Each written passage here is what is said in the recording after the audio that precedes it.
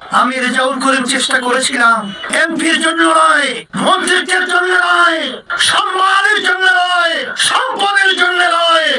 আমি দেশের সন্তান, আমি দেশে জন্মগ্রহণ করেছি। এই দেশটা ভালো হওয়ার ব্যাপারে আমার চিন্তা রয়েছে, অধিকার রয়েছে। চিন্তার ফল হিসাবে আমি দায়িত্ব পালন করেছিলাম।